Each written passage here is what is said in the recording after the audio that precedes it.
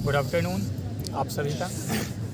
आज 25 जनवरी मतदाता दिवस के रूप में मनाया जाता है भारत में चुनाव आयोग की स्थापना के उपलक्ष्य में। और आज हम इलाहाबाद यूनिवर्सिटी के कैंपस में उपस्थित हैं और हम अपने साथियों से, खास करके हमारे जो जूनियर्स या सीनियर्स हैं यहाँ पे उपस्थित, उनसे इसके विषय में कुछ जानना चाहेंगे। खास करके मतदाता या मतदान का क्या महत्व है भारत की लोकतांत्रिक व्यवस्था में। मतदान का सबसे बड़ा इम्पोर्टेंस होता है और किस तरीके से ये इसको मतदाता या जो भी मतदान करने योग्य हैं वो किस तरीके से अपने भारत के भविष्य को देखना चाहते हैं और भारत के लोकतंत्र को मजबूत करना चाहते हैं, उसके विषय में हम अपने साथियों से कुछ जानना चाहेंगे, उनके विचार क्या हैं इसके विषय में।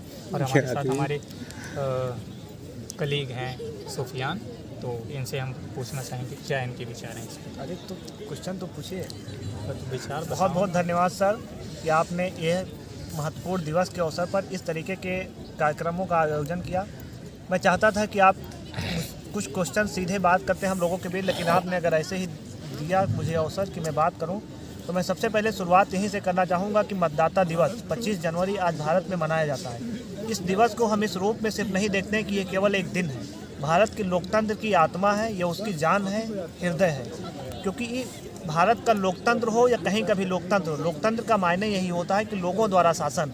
और भारत के लोकतंत्र में इस दिन के द्वारा ही लोगों को वो शक्ति दी गई जिसके माध्यम से लोग मतदान करेंगे और अपनी सरकार, अपना मुखिया चुनेंगे। तो आज के समय में जैसा कि आप सभी देख रहे हैं, देश के भीतर, देश के अंदर क्या माहौल चल रहा है, किस मुद्दों की राजनीति की जा रही है, लोगों को किस तरीके से डाइवर्जन किया जा रहा है, किस तरीके से उनको भटकाया जा रहा है और मुद्दों से दूर किया जा रहा है। तो हम चाहते हैं कि हम ऐसे मुद्दों को लेकर के हम ऐसे गवर्नमेंट को लाएं, ऐसे लोगों को चुनें जो हमारी बातें करें, हमारे बीच का हो, हमारे जैसा हो। तो ऐसा सुनने में तो आपको ये लग सकता है कि ये बहुत ही जो आदर्श की बातें हो सकती हैं, पर रियल में अगर देखा जाए तो ये आदर्श की बातें मैं नहीं कर रहा हूँ, मैं रियल की बातें कर रहा हूँ। हमारी समस्याएं क्या हैं? हम सभी लोग जब पैदा होते हैं तो हमारे साथ में ही बहुत सारी उम्मीदें, बहुत सारे सपने होते हैं। एक मध्यवर्गीय परिवार, एक मध्यवर्ग का छात्र, मध्यवर्ग का युवा जिस तरीके से सपने देखता है, जिस तरीके से अपने करियर को आगे बढ़ाना चाहता है, मैं भी उसी में से एक हूँ। मैं भी एक मध्यवर्गीय परिवार का हूँ, मैं भी उसी तरीके से सपने देखता हूँ, अपने करियर को बढ़ाना चाहता हूँ। लेकिन समस्या इस बात में नहीं है, ना कि सपने देखने में है, ना अपने करियर को चुनने में। समस्या वहाँ से आती है जब उस सपने को पूरा करने के लिए और उस करियर को पूरा पाने के लिए कोई आर्टिफिशियल या आउटर बाधाएं क्रिएट होने लगे। आज हमारे सामने यही सबसे बड़ी चुनौती है और हमें इन्हीं मुद्दों पे बात करना चाहिए। चुनाव के मुद्दे इन्हीं में होने चाहिए, लेकिन आज हमारे सामने से ये गायब है। वो समस्याएं कैसे हैं? एक हमारे जैसा छात्र जब इलाहाबाद विश्वविद्यालय का सपना देखता है, वो यहाँ आ करके पढ़ाई करना चाहता है, कुछ बनना चाहता है, कुछ करना चाहता है, तो उसके सामने क्या होता है? हम यहाँ पे आते हैं तो यहाँ पे ना कोई इंफ्रास्ट्रक्चर हमको दिखाई देता है, ना हमको कोई सुनने वाला होता है। हम जब किसी काउंटर, किसी बाबू के पास, किसी ऑफिस में जाते हैं, खड़े होते हैं, तो हमको क्या बोलता है? बाहर करो इसको। पता नहीं कहाँ से लोग चले आते हैं। उनको ऐसा लगता है कि ये यूनिवर्सिटी उनके पिताजी की जागीर है, इसलिए हमारे जैसे लोगों को वो कहते हैं कि यहाँ से बाहर करिए, उनको बाहर निकालिए, इसको शऊर नहीं है, इसको तमीज़ नहीं है बात करने की। ये बात सही है कि हमको शऊर नहीं है, हमको तमीज़ नहीं है बात करने की, और इसीलिए हम इस विश्वविद्यालय जैसे संस्थान में आए हैं ताकि हम एक तमीज़ सीख सकें, एक शऊर सीख सकें। लेकिन ऐसा नहीं हम पाते।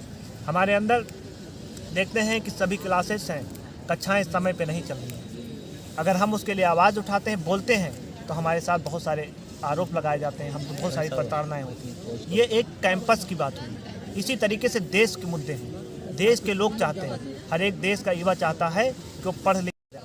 हम संविधान में लागू होते ही ये बात लिख देते हैं कि समतामूलक समाज का निर्माण करेंगे, एक ऐसा समाज बनाएंगे जहाँ पे गैर बराबरी के लिए कोई स्थान नहीं होगा।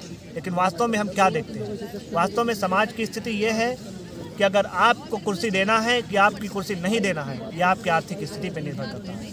आप किसी बैंक में जाते हैं तो बैंक के अंदर आपके विड्रॉल की रकम को देख करके अंदर बैठे अधिकारी का चेहरे का रौनक बदल जाती है कि आपसे कैसे बात करना है। ये हमारे देश की स्थिति है। हर देश का गरीब जो चाहता है कि उसके बच्चे उसकी तरीके से ना रहे, इसलिए वो अपनी घर बार, ज़मीन, जायदाद को बेच करके अपने बच्चों को पढ़ाना चाहता है। लेकिन पढ़ने लिखने के बाद, हर संघर्ष करने के बाद उसकी स्थिति क्या है? लोग ग्रेजुएशन कर रहे होते हैं, एमए की डिग्री ले लेते हैं, बीटेक कर लेते हैं, एमटेक कर लेते हैं, उसके बाद उनके पास रोजगार नहीं है। और सरकार क्या कहती है कि पकौड़ा तलिया, आपको वही रोजगार है। लेकिन उस पकौड़े को तलने के लिए जिस तरीके से संसाधन में हमारे बढ़ते जा रहे हैं, महंगे होते जा रहे हैं, वो संसाधन कहाँ से जुटाएगा? सारा पैसा, सारा घर, सारी ज़मीन उसकी पढ़ाई के लिए ख़त्म हो गए, अब फिर उसको इस तरीके से कहा जा रहा है। तो हम चुनाव में ऐसे मुद्दों को लाना चाहते हैं जो हमारी बातें करें, हमारे मुद्दों की बातें करें, हमारी समस्याओं का समाधान करें। ऐसे मुद्दे क्या हो सकते हैं? हम कुछ एक पे अगर बात करना चाहें तो आसानी से बात कर सकते हैं। जैसे पहली डिमांड हम सरकार से इस मुद्दे पे यही रखना चाहेंगे कि वो एक ऐसा राष्ट्रीय रोजगार गारंटी कानून लेकर के आए और उस कानून में ये लिखा जाए कि अगर कोई भी युवा, कोई भी छात्र, कोई भी वो उस अपनी योग्यता के अनुसार पढ़ाई करता है, डिग्री हासिल करता है या फिर जो भी करता है, प्रोफेशन में जाता है, तो उसकी योग्यता के अनुसार उसको रोजगार मुहैया कराना होगा।